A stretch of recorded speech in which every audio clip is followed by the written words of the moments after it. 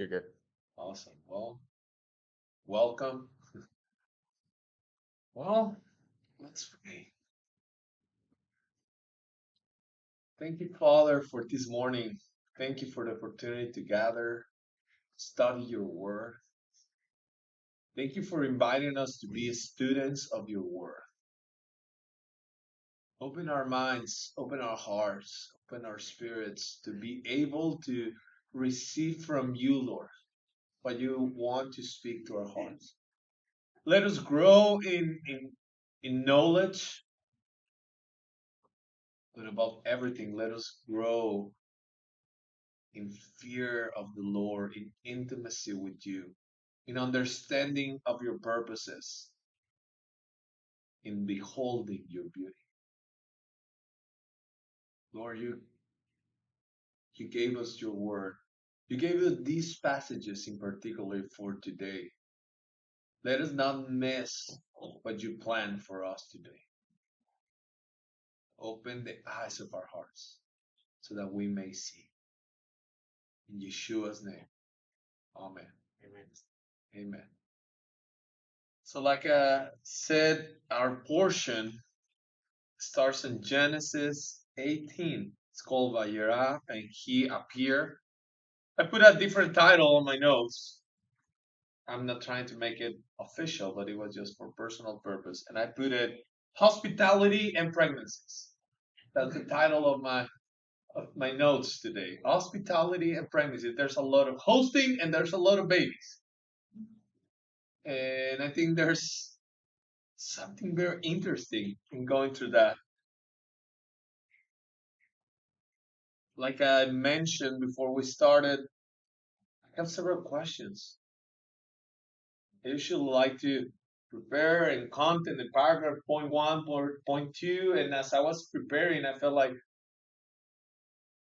these topics or questions were coming to my mind, and I would love for us to engage in those, to learn. This is gonna be, I will say, hopefully my most interactive one with you guys, so that we can be just going, what is chapter 18 says? And then go to 19. And yeah, I'll guide some topics, but I'm saying this because I want to encourage you to start a conversation this morning. So it starts on chapter 18. With then Adonai appeared to him in Mamre's large tree, while he was sitting in the entrance of his tent during the heat of the day. When he lifted up his eyes to see, suddenly three men were standing right by him. When he saw them, he ran to the entrance of the tent to meet them and bowed down on the ground. Then he said, My Lord, if now I have found favor in your eyes, please do not pass by your servant.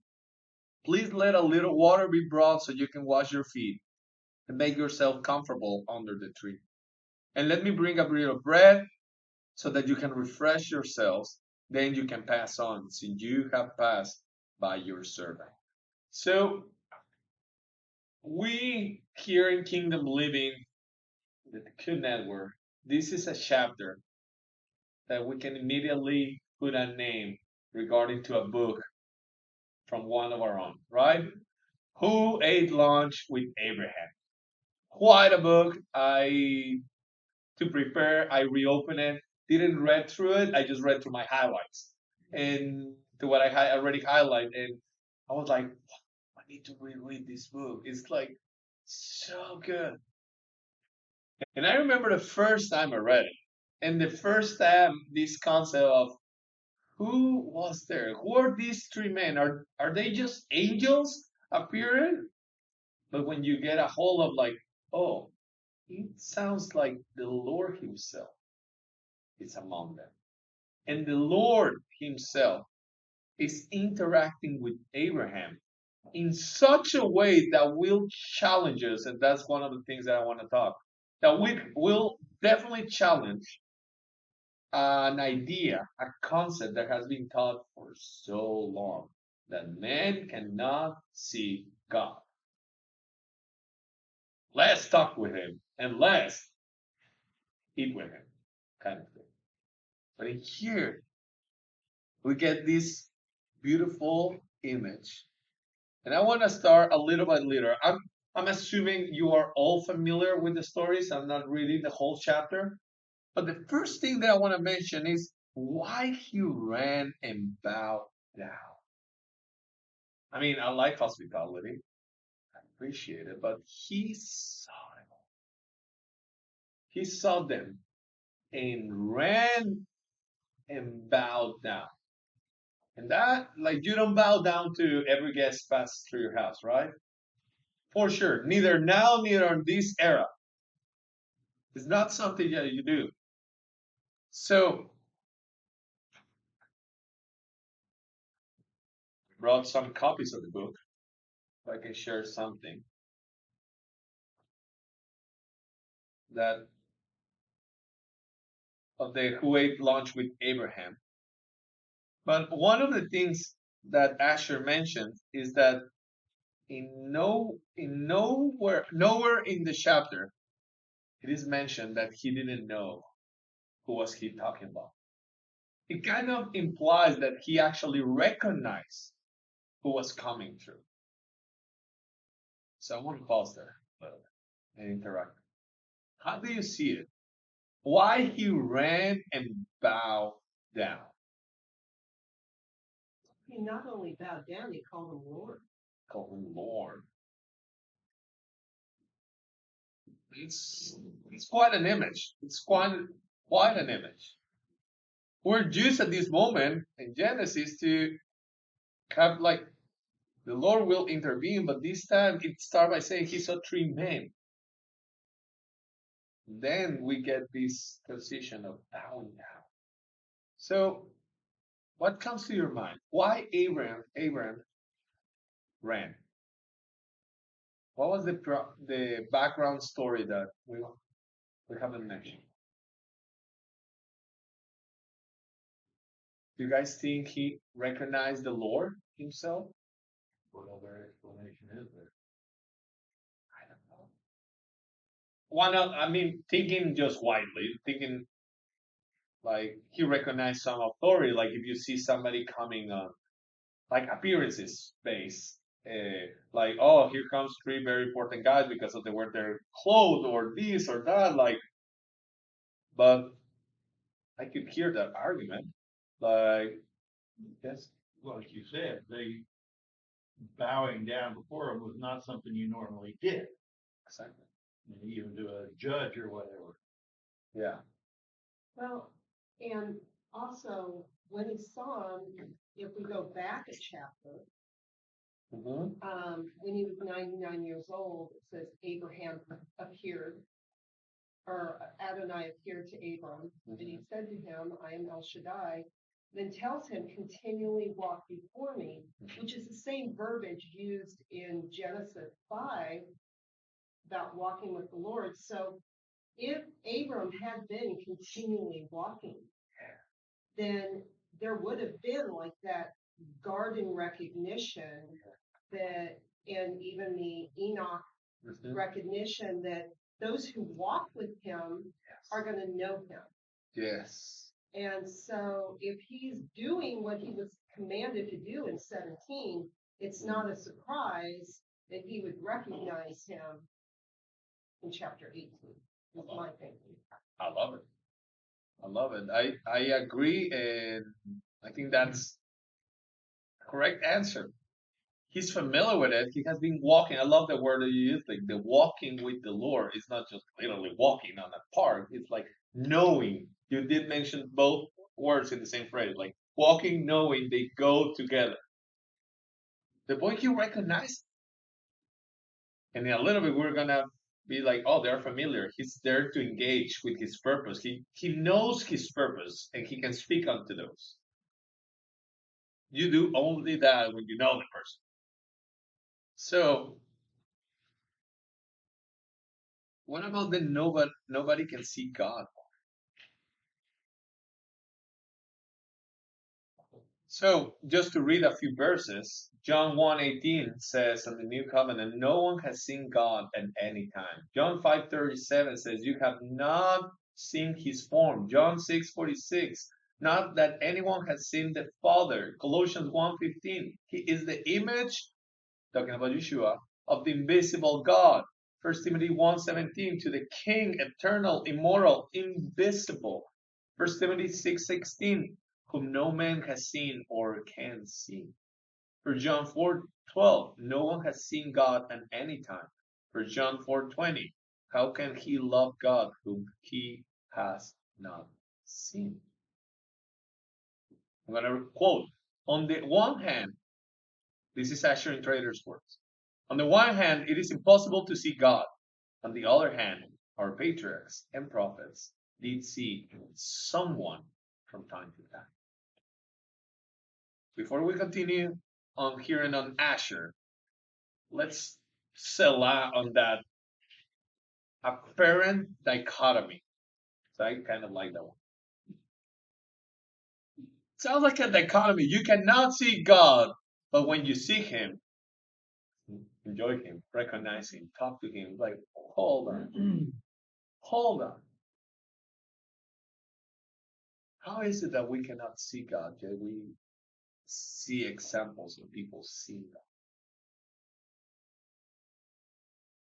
What was your personal background? I grew up hearing some teachers, preachers, and like, you wouldn't be able to see God. You will fall on your face. You will die. You would like, and I remember I didn't understand a lot of the Bible. But I knew I couldn't see him. That was for sure. So can you imagine how impressive it was when I first read this with this perspective that Abraham saw God, walk with him, and interact with him, and had a conversation? It's like, what in the world? And then the book, if you haven't read it, I totally recommend it for the ones listen in live stream. It's called Who Ate Lunch with Abraham from Asher and Trader. It's quite amazing. He goes through several appearances. I want to hear you. Like, how do you process this tension of seeing and not seeing? Is it visible or invisible? This is a very important topic. Very important topic. Lori, you're about to jump from the shirt. But please, you edify this group. Okay. If we have the understanding that when people see God in the Old Testament, it's the pre-incarnate Yeshua. Mm-hmm. So if we're looking in John 14, he says, Philip says, Master, show us the Father, and it is enough for us. And Yeshua said to him, I have been with you so long a time, and you haven't come to me, Philip.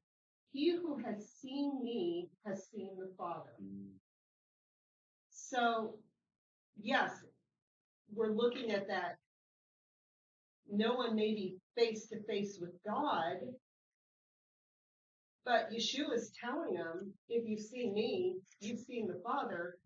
And if this is the pre-incarnate Yeshua that is walking with the people throughout, the angel of the Lord, or whatever description they use, if we're binding it back to them, they're seeing Yeshua. Yeah. And if you see Yeshua, you've seen the Father. But it's like that buffer to me. It's like you might not be able to gaze on that glory intensity, but he's giving them a way to interact with him. Yes. That won't destroy them. Right. Yeah. Yes. I like it. I like it. So that will take us to one for us. We all agree. Because if we believe that we're seeing the pre-incarnate Yeshua, then honestly, everything makes sense. Like immediately, like boom. It's like going to see the answers on the back of the book that you're working on, right? like suddenly everything makes sense. Have you ever done a crossword and you like peek and suddenly your intelligence just grow and you can find things very easily? So I feel it happened the same with me. Like if you say like, oh, it's Yeshua incarnate, and then suddenly It's like, oh, I can see it everywhere. But let's not walk that fast because we all agree on that. But let's consider what other people do not agree. So for some people, especially Jewish people, that's like, hold on, hold on. So you're saying there's God and there's a sent one. That kind of sound like two. And two doesn't go well with Shema Israel, Adonai Eloheinu, Adonai Echad. Yes. Yeah, God is clear, is unity, but one in unity. Yes. So, but again, we are agreeing with the first part, but let's kind of like invite our guests that will be not so sure about our common yes that we just said yes. Because that will help us engage with this reality. It's like, hold on, it's one. It's one and it's one and it's one. How in the world you're telling me that Yeshua, incarnate Yeshua, can be God if God is God? And actually, I believe this is kind of the starting point to give the answer. The Trinity, like you're saying, the unity of the Godhead is not a New Testament thing. Not a New Testament thing, that a new revelation that came out with Matthew and from the Old Testament, and particularly with these kind of images, and eventually we'll get to the angel of the Lord. They're like, who is this sent one? Who is God? One of the things and the major distinctions Asher makes of this book is like an angel, common angel, if there's anything common in angels, but a common angel can be sent with a lot of authority, honestly, with a lot of authority. Too much that you can even confuse it and go bow down. They carry glory. They carry authority. They carry power. So for us humans, if we get to see an angel interaction in full display, we will be amazed. That is a fact. But one thing that makes this thing, the angel of the Lord, from the rest of the angel appearances, is that is the only one that allows the humans to receive worship. And that is major.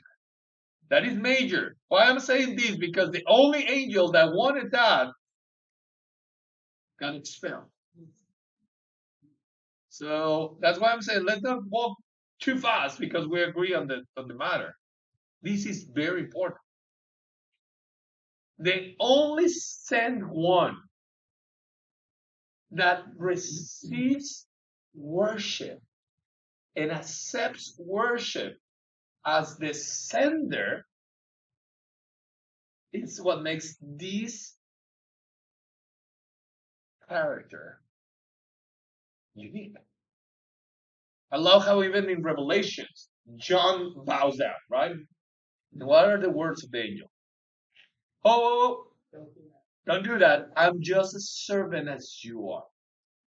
I will argue with that. I will push back on that a little bit. Like, I don't know about the as you are, but yeah, yeah, that's definitely not the way I see myself, but thank you. But he rises him up. He's like, nope, I'm not doing it. Rise up. There's only one worthy worship.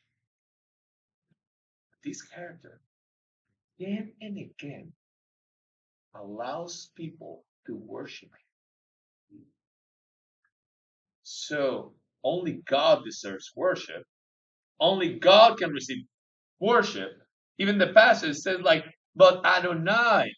It says, when Adonai said, and it's interacting. It started by calling them a man, Genesis 18. By calling three men, but then it says, well, when Adonai said this, and when Adonai said this, and it's like, hold on. So this is a sent one, but at the same time, he's God. So how can God send God? Miguel cannot send Miguel. If I send somebody, then it's a messenger. But if I send Miguel, then I didn't send myself. I went there. I moved. But again, I love the mystery of this, the Godhead. I'm getting to you in one second. Just so I don't lose my idea. So we're getting to this mystery of the Lord can send, reveal himself, pre-incarnate. So that's what we are like. Why is he looking this way or not this way? And how sometimes he comes covering a cloud of fire. That will be impressive. Or with Abraham, a few chapters ago, he goes like a furnace in fire between the animals. That's impressive. But then eventually we're going to be who is at Sinai? Who is at Sinai? Who wrote the tablets? I always thought, honestly, because Sunday school pictures, I don't know, it was just like some kind of finger coming out of the clouds going like, shh, shh, shh. Those who have big fingers and small phones know that's a trouble. And then when you think like, oh, what if it was pre-incarnation? Because then he calls the elders and they have a meal together. And I can keep mentioning this, but it's like, so from the Old Testament, we have evidence that God revealed himself as someone that can be, interact, and especially worship. So the concept starts from the beginning. Now, so So if worship is involved, what do people do with this portion of the Torah? fine.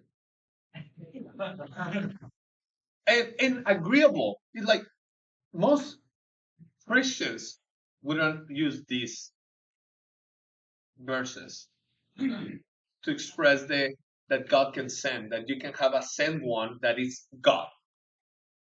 Most will say, well, John 1, the Word was at the beginning. The Word was with God and the Word was God. That's a powerful verse to talk about the incarnation. Colossians 1 is the invisible and the visible. So we have a lot of chapters that most will go to use those chapters to, how do you say, validate that Yeshua is Lord. I love this part. It starts with this. The concept of a sent one also being God is an Old Testament thread. I might need to confirm it with our academics, but as far as I know, even on the first century, you got this word that John uses, the word logos in Greek, has his Hebrew expression called mamre. And the mamre and the logos kind of are like the same. Like the word, what God used, the word was created through the word, the spoken word, the living word. There was a concept that refers to God. That's how he operates in the word, the mamre, the logos, not just writing. And that's why it's so powerful when you hear on John 1 in context, the logos became flesh. Because he was not speaking like the words we hear, incarnation. But the God became flesh. So yeah, I will say, if I had to walk through the divinity of Yeshua with a Jewish person, I will explore the topic of the angel of the Lord together. Not even trying to teach, like let's just find all the mentions and read them together to discuss them. And let the power of the word bring us together to conclusions. It is that powerful.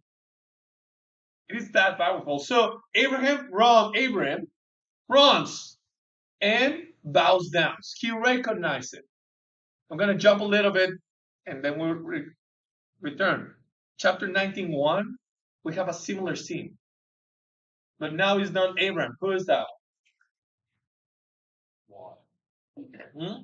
Lot. Mm-hmm. Lot. He's also sitting, not outside of his tent, but outside of the city. And he sees the two men, the two angels. What does he do? The same thing. He runs, bow down, and greets them. I'm like, these guys should be, I'm sure they're family.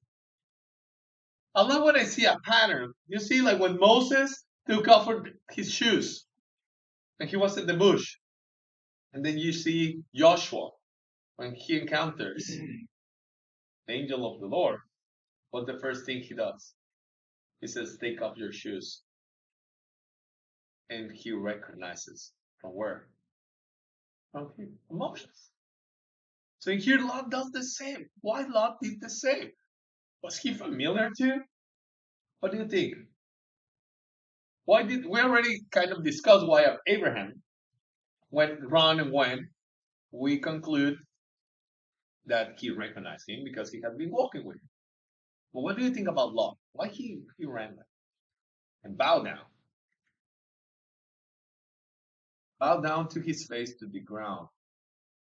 And then he said, here, please, my lords, please turn aside to your servant house, spend the night, wash your feet, and hospitality.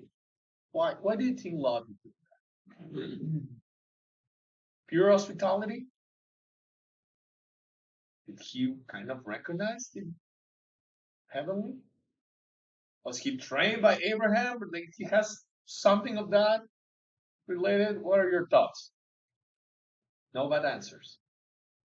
His Hutchinson, like he had a soft heart. Like he saw a stranger and he knew the evil that was in the city. Yeah. And trying to be in a safe place. Yeah. Wow. Just think about that for a moment.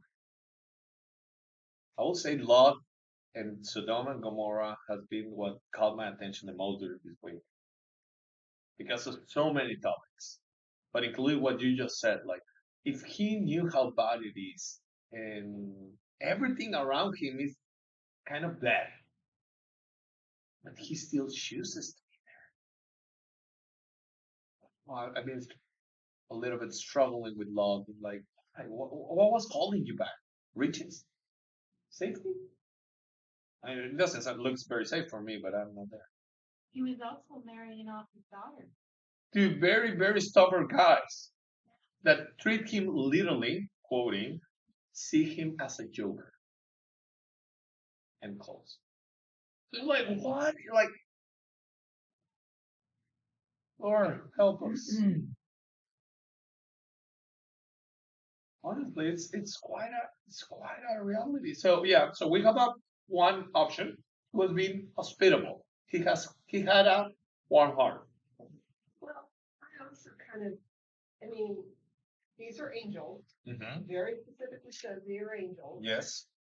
who hang out in the presence of the Lord. Mm-hmm. So you've got these angels that obviously carry a level of hanging with God that walk into a city that's dark. I mean, when you've got light coming into dark, they're recognized. He calls them lords because it's obvious that what they carry on them is greater than what's in that city. And so I think that's part of him being able to recognize that there is a difference here. These weren't just two travelers. Yes. And maybe he would have been nice to travelers, who knows? But Probably. I think there was a presence upon them that made him refer to them as lords and bow down like that. They were carrying that essence. Wow. I think that is a good point too. They carry glory. I Honestly. missed it. Sorry? You probably missed it. Missed that presence. So, you know, if you're living among darkness and then you like, oh, You know how I imagine this too? Like we go camping and it's very dark and you light up your light. What happens in a few seconds? Now it's full of bugs around it. It kind of like that. Two light came in and literally give them to us. Like give us the light, and they're like all blind, like literally. Bugs are like all blind. They cannot see anymore. They're just acting out of instinct. Whew, kind of sounds similar. They're blind because of the light, but still trying to get a hold of it. Whew. Good analogy. That's a good visual. I'm still feeling. Oh, I got a little shivers just thinking how dark. How dark. I've been in dark places. I'll get back to you guys. Oh no. And I'll get. It's something that when he offers them his hospitality, says you can spend the night, at my place, and they say, no, you know what, we're gonna spend the night in the square. They knew what they were walking into. Oh, They yeah. knew Oh, what this yeah. town was. Oh yeah. But and a lot of it, you really don't want to do that. That could be a really bad idea. But everybody knew. Lot knew, the angels knew that spending the night in the plaza was going to be a really bad idea Oh yeah. for somebody. For us mortals. It kind of makes me wonder if maybe Lot's insistence that they stay with him might have changed the intended narrative a little bit.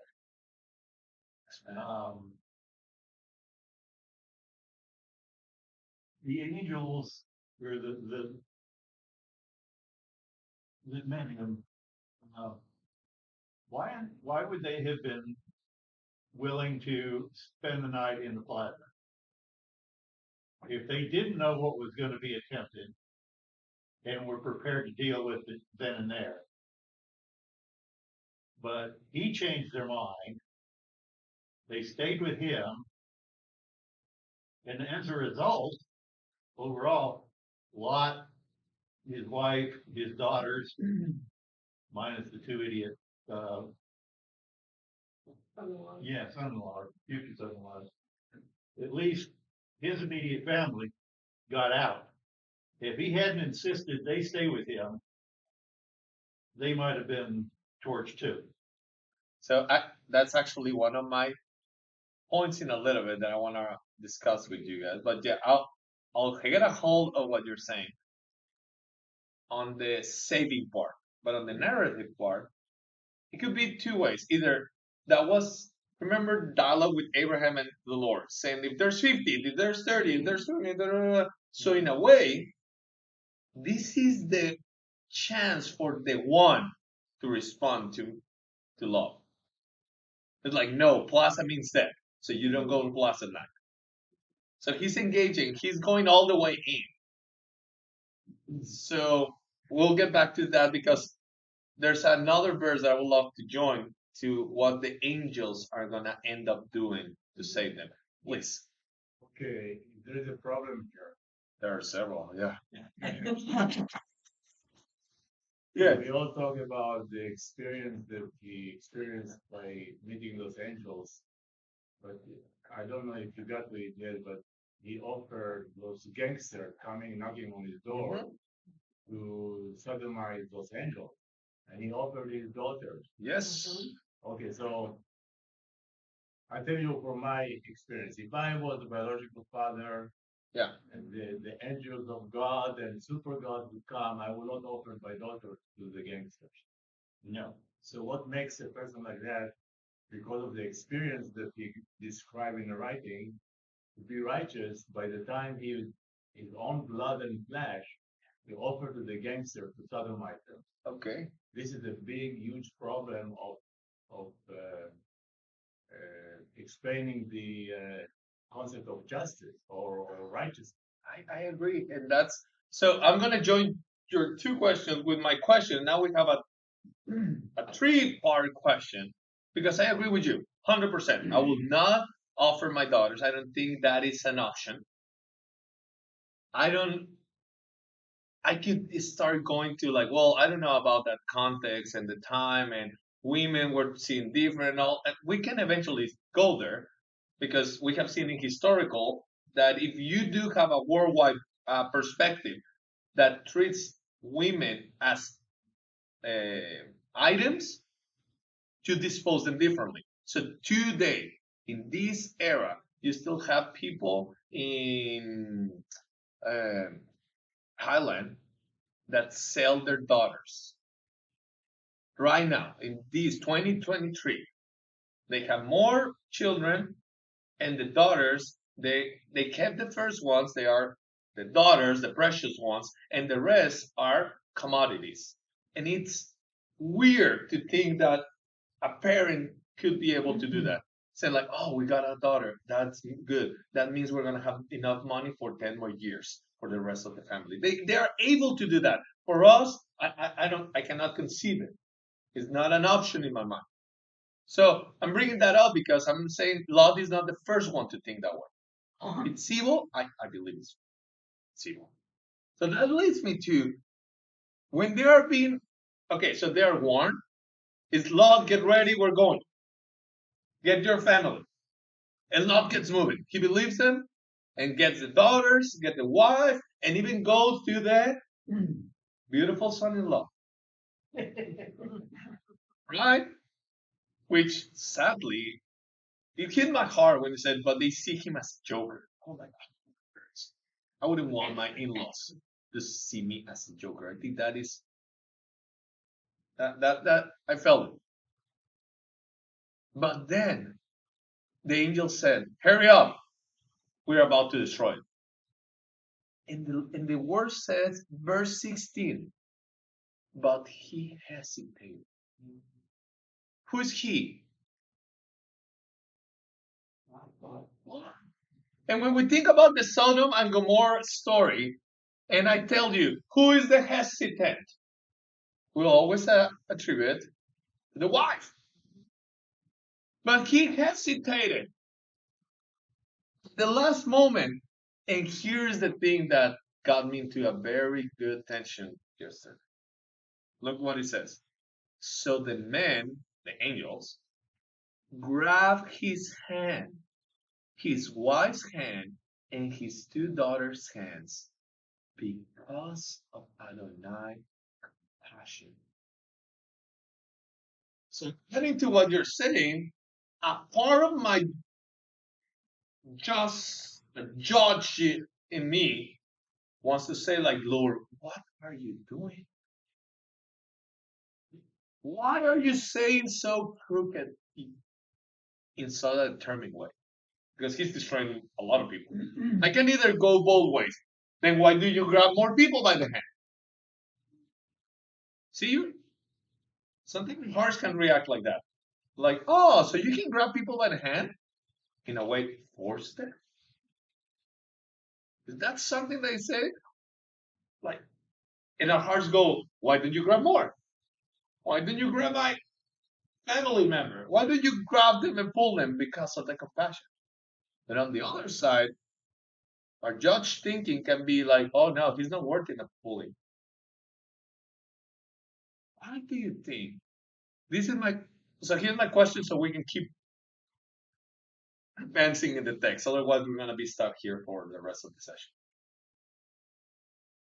What do you think the Lord is saying in this verse? What is he seeing, or what is he doing in here? I would love to hear you.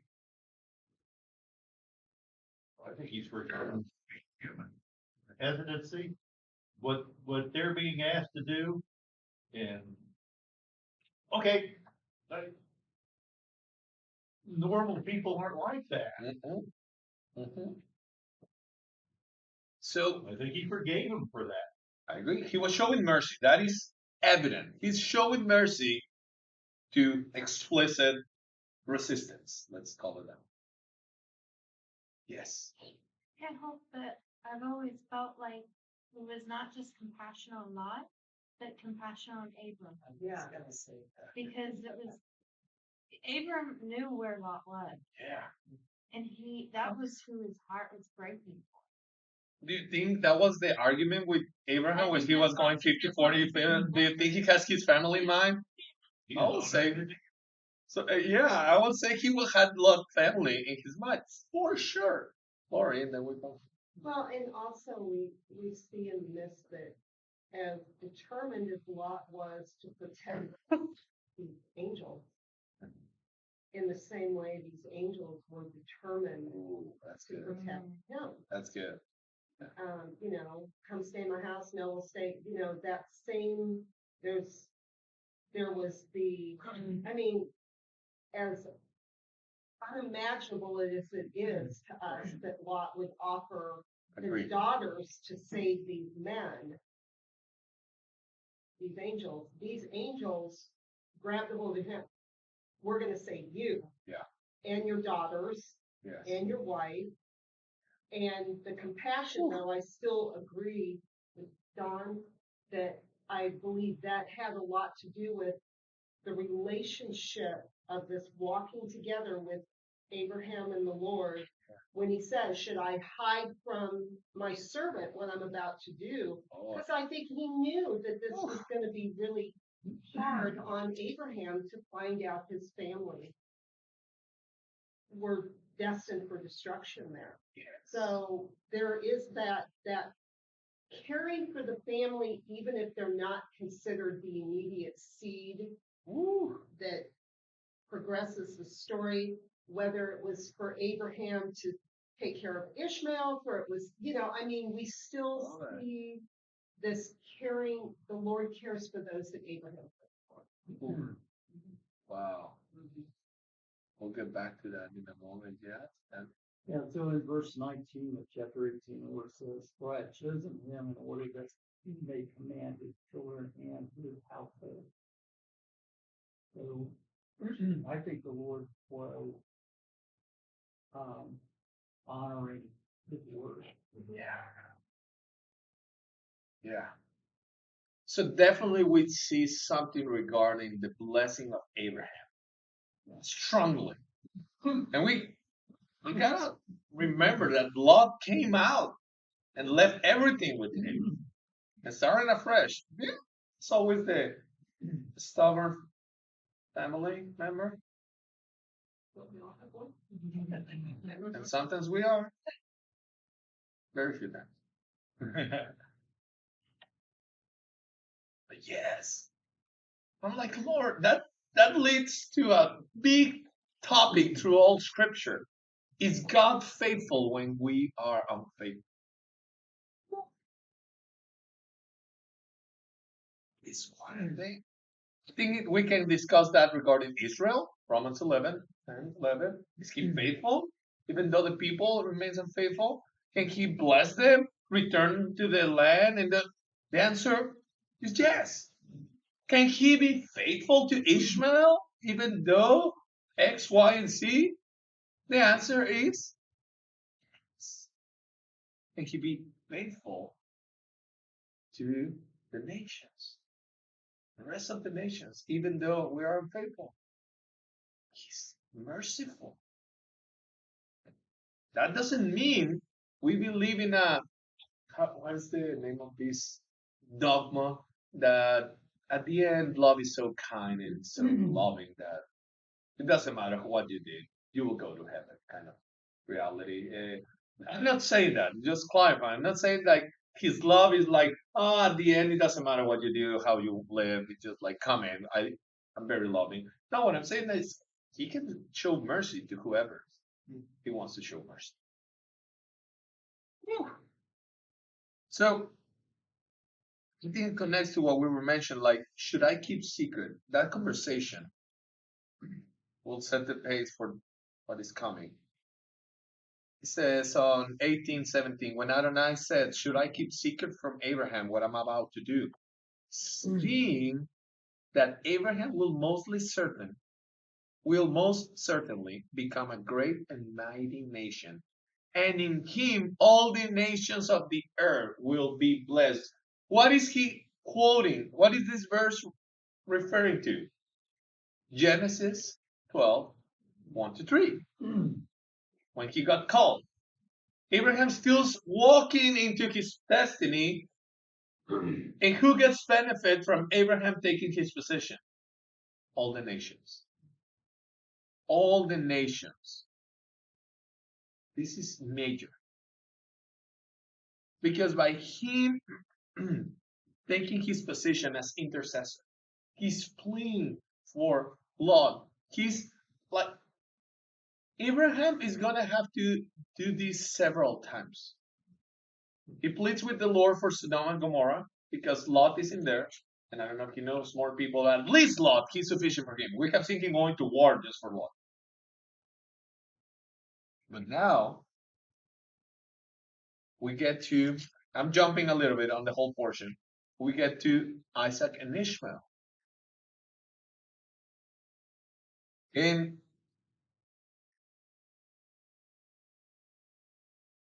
when we talk about Isaac and Ishmael, we talk about the two sons of Abraham. Correct. Seed of Abraham. That's how the Bible called them. I'm going to return to the paragraphs if we have time. I'm just choosing the themes so that we can hit on the big ones, but also have two more in the middle. But when we talk about Ishmael, there's something very unique. We all know the story. He wanted to fulfill his purpose, promises. Sarah get also in agreement with him. He's like, oh, we got to do something. The Lord is slow. So here's my servant. Common practice, just as context. Common practice when women couldn't bear child, so things don't get lost, they will give the servant to have a heir. Common practice. But now a boy comes and Aaron loves him, and eventually the mother of Ishmael, it says that Sarah, let me read it so I don't make it bad. It said like, but Sarah saw the son of Agar the Egyptian, who she had born to Abraham, making fun. So she said to Abraham, drive out this female slave and her son, for the son of this female slave will not be an heir with my son, with Isaac. So one thing I was noticing, a different pattern, because we already know the basic story. And by basic, I don't mean shallow, it's huge, but we know the story. But one thing I haven't seen as clear as I saw this week is like when Abraham agrees to expel Agar and the son, basically he's agreed for them to die by sending them into the wilderness. I'm not saying this is conscious, but he's exposing them to go into the wilderness. And the next scene kind of shows what is happening. What happens? Hagar goes with baby, and eventually they run out of water. Right? And we get to this sad and beautiful moment when Hagar is like, we're done. We're done. We're going to die. And I cannot see my son die in my hands. What does she do? She places it under a tree and walks away and sits on another side. What are they doing over there? Waiting.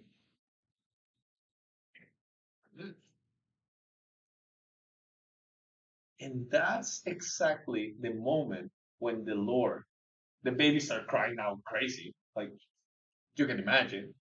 And then it says, then God heard the boy's voice, and the angel of God called to Agar from heaven, and he said to her, what troubles you, Agar? Agar, do not be afraid, because God has heard the boy's voice where he is. Get up, lift the boy up, and hold on to him with your hands, for I will make him a great nation. Then God opened her eyes and saw a well of water. She went and filled the water skin and gave the boy a drink. God was with the boy, and he grew. He dwelt in the wilderness and became an archer. He dwelt in the wilderness of Paran, and his mother took a wife for him from the land of Egypt. So it was at this moment when he basically received his promise. And also the Lord talks to Abraham about it. And the next chapter, we get the other son getting to a near-death experience too, right? The binding of Isaac. The Lord asked him to and said, like, give me your son. And when he was about to kill him, the Lord intervened and said, like, no, So what I want to say about this is these two sons were given in a way. Both they almost died, but the Lord intervened. He revived. He rescued. Actually, if you read the portion, we had several rescue, revival, resuscitations stories. But Ishmael and Israel relationship, according to Abraham, I brought this book. You might know him, Samuel Whitfield, Israel and the Great Commission. He has a chapter. He basically is a book talking how the Great Commission is based on the Old Testament. It's not just a Matthew 28 thing. Tiny, good book. He has one chapter that is called Isaac, Ishmael, and the Great Commission. And I found it very interesting. I'm going to read just a couple of highlight portions. He says, we have to understand Ishmael's mistake and Ishmael's promise to understand Ishmael's future and God's plan to bring redemption despite Ishmael's sin. So what was Israel's mistake? Not accepting, according to the author, not accepting, aligning to the promised son. When he was growing proud, when he was making fun, when he said, by not aligning to the younger, let's say that way, by not aligning by the chosenness of God, he made a big mistake. At the same time, his name, what does Israel mean? The one who the Lord hears. And the author makes a case and said, like, he's not confident that Ishmael's descendants are known for their prayer life. And that's gonna be redeemed. When? What happened to Agar? When the Lord appears and comforts her, what are the instructions she receives? Go back and submit to your, what's the term in English? To your mate. Yeah, what's it? To serve. And submit, align. And that will be good for you. This is a hard topic. At this moment, we have an Ishmael Isaac tension. Very strong. And the pain, and you can read the book if you want to, Israel and the Great Commission. The tension of the fatherhood.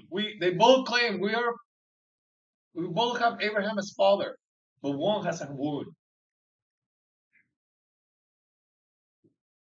But the restoration, the blessing, and even the fulfillment of his purpose. One of the things I love about this author is that he portrays how Ishmael descendant, redeemed Ishmael descendants, are gonna be key to the word redemption.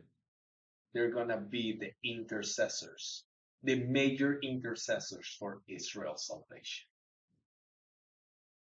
And he makes a case how they're gonna, and we're starting to see that. Arab countries. I was talking yesterday with one of my closest friends, ex-Muslim believer. He's now a pastor. And he's passionate about Israel. And that for me is quite a testimony. He lost his inheritance with his family because of his faith. He lost his visa because his grandfather is so involved. He's the one that paid and, how to say, I'm not going to say names. I remember I'm alive, but I can't say names. He paid and supports the major mosque in Mexico that is in connection with Iran. So basically, United States cut the business of all the family. Whatever you are, even if you are a Christian, like, boom. So I'm just saying, like, he kind of grew Muslim, like, this is a very, very Muslim. But now he's passionate. And for me, this is a personal example. How the people is gonna respond, align, find their place in alignment to not just Israel, to the Lord's purpose.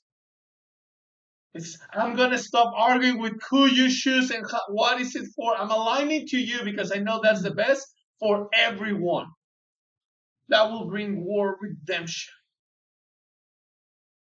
So you simple getting to this position is Isaac has to remember that in him all the nations of the earth will be saved. This is not only for you guys. Identity, I have shared this every time I come here. Identity and purpose are linked forever for Israel. You are to be a great nation. It's linked with in you all the families of the earth will be blessed. I like what you said on the book or whatever, because like, I always had attention of the fact that the descendants of Ishmael and the descendants of Isaac are always going to be fighting, are always going to be, but God has a different plan Yes. Yes. eventually. And at the same time, the answer is yes and no. So we're going to have an Ishmael Isaac fight, but we're always going to have an Israel remnant and an Ishmael remnant. Yes. I love what Ushering Trader says when he refers to nations. He's like, you really want to know a nation? Because I like to travel. I like word traveling. But when he said this, he changed my mind. He says, if you really want to know a nation's status, meet the remnant. Meet the remnant. And that will tell you a lot about the nation. Because if you go right now to Iran, and I tell you, how's the status of the country? I'm sure many of us will come with bad report. But if you add to your report meetings with the underground church and bring report according to the remnant, you will see like, oh, it's a country with most revival. So you go to a Muslim country, and if you don't touch base with local body, you'll be discouraged. But if you engage with local body, you will be encouraged.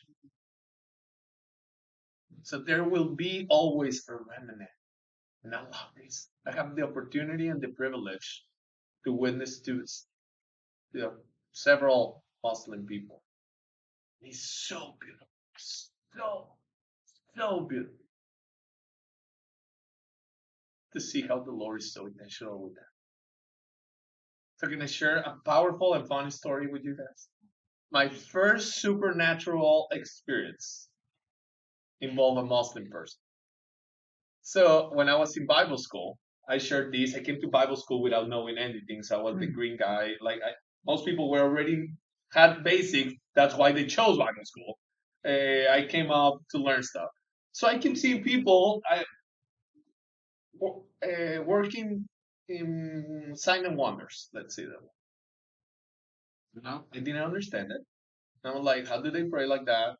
Why do they get to do this? And the falling part, I didn't get it. I was too new. I was like, why people fall? Like, why in the world people fall? Unless you're being pushed. But I have experienced that. But I was like, how in the world people fall? One time we in a conference, and I invited a Muslim guy that I met at school, and his father is passionate, but he was going through that confusion. So like, just come. I didn't have anything to articulate. I didn't know well. So the only thing I could do is come and see kind of thing. So he came to the conference. I was on the background, I was working, not working, serving as a usher. So I can see the people's backs and they're praying and they're doing, after the sermon, they're doing a response moment. And he rises up and I can see he has his hands like this. I have no clue what he's praying. I have no clue what is happening. I just see this guy with his hands like that. And I don't know what hit me. And I decided to go and pray for him. But I went as a bulldozer. I didn't came like quietly. I didn't thought about it. I just like sprint into him, walking super straight.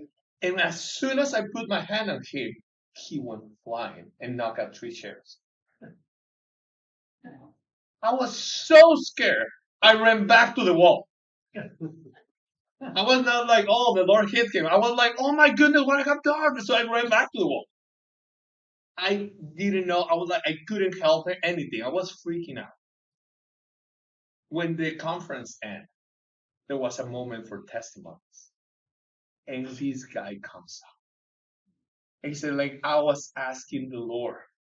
And I was asking him for, like, he was searching for the Lord. And he said, like, and I don't know from out of where. I just feel a hand and I went flying. And I'm like, hopefully he doesn't recognize who that was. I was honestly very scared of what I just did.